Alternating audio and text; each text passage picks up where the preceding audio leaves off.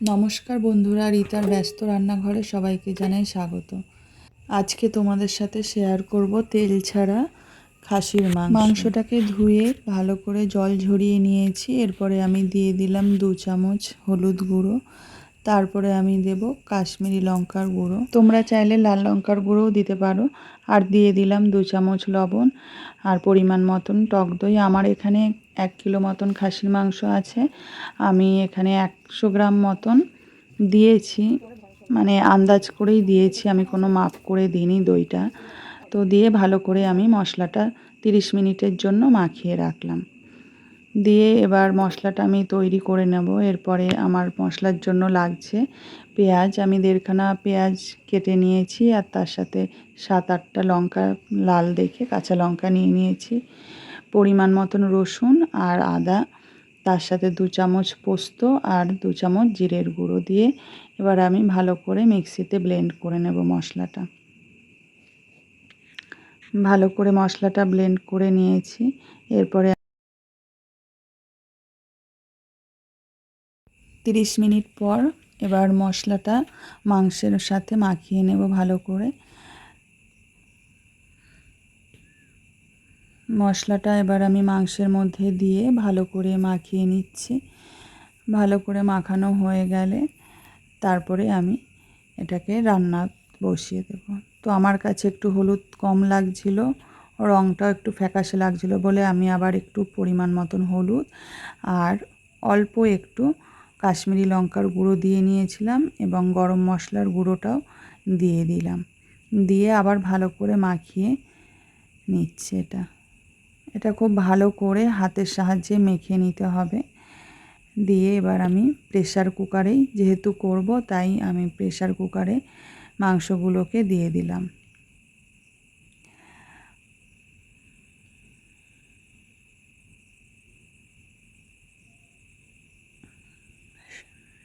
মাংসটা সবটা প্রেসার কুকারে দেওয়ার পরে আমি যে মশলাগুলো ছিল সেই মশলাগুলোও দিয়ে দিলাম। তারপরে কয়েক কোয়া গোটা রসুন আর একটু পেঁয়াজ কুচি উপর দিয়ে দিয়ে দিলাম।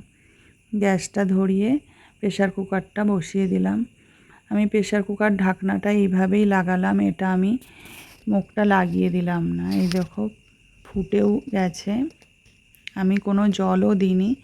তো জলটা দেখো বেরিয়েই এসছে মাংসের থেকে, যেহেতু অনেকটাই পরিমাণে দই দেওয়া হয়েছিল, তো জলটা বেরিয়ে এসছে। আর এইভাবেই মাংসটা প্রায় 45 থেকে 1 ঘন্টা ধরে এইভাবেই রান্নাটা হবে, মানে স্টিমটা কমিয়ে দিয়ে এরকম অল্প আছে রান্নাটা হবে। তো আমার লবণ কম হয়েছিল বলে আমি আর একটু পরিমাণ মতো লবণ দিয়ে দিলাম। দিয়ে আবার এটাকে ঢেকে দেবো, প্রেসার কুকারের ঢাকনাটা ঢেকে দিলাম। দিয়ে মাংসটা হচ্ছে আর আমিও এদিকে একটু গোটা গরম মশলাটা একটু থেতো করে নিচ্ছি।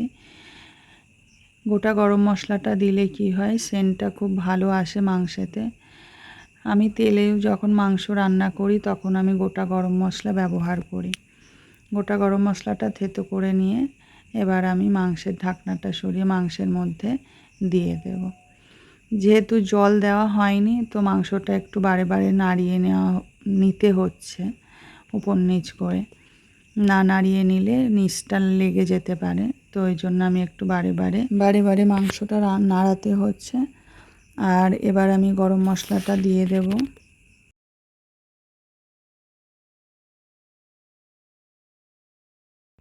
এই যে গোটা গরম মশলাটা আমি এবার দিয়ে দিলাম, দিয়ে আবার একটু নাড়িয়ে দিয়ে তারপরে আমি আবার ঢাকনাটা দিয়ে ঢেকে দেব।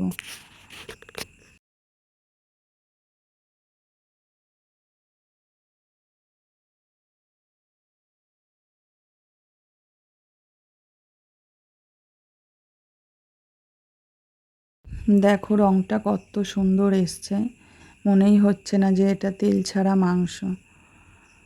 এক এক ফোঁটাও তেল দেওয়া হয়নি, তোমরা দেখলেই পুরো ভিডিওটাতে এক ফোঁটাও তেল দেওয়া হয়নি। তেল ছাড়া মাংস, তো আবার মাটন। তোমরা অবশ্যই বাড়িতে করে দেখো, খুব ভালো লাগবে। একটু সময় লাগবে যেহেতু এটা স্টিমে হচ্ছে, স্টিমে হওয়াতে একটু সময় লাগবে, কিন্তু খেতে দারুণ টেস্ট হবে, দারুণ টেস্ট হবে।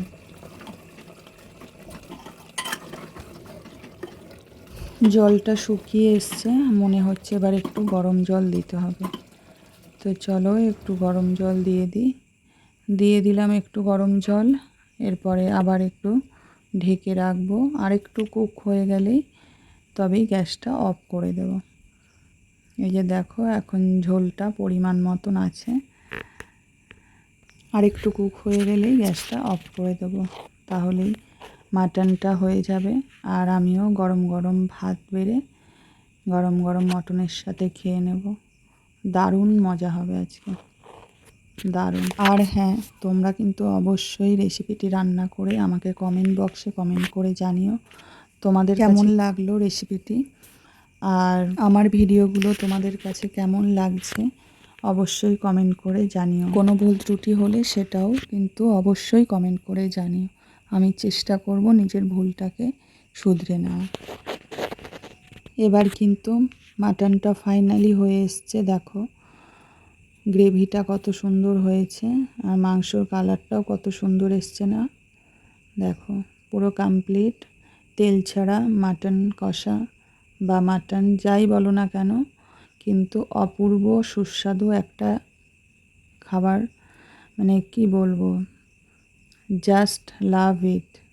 গরম গরম ভাত আর তার সাথে তেল ছাড়া মাটন আর একটু স্যালাড, ব্যাস আর কিচ্ছু লাগবে না, আর কিচ্ছু লাগবে না। এটাতেই পেট ভরে খেয়ে শান্তি।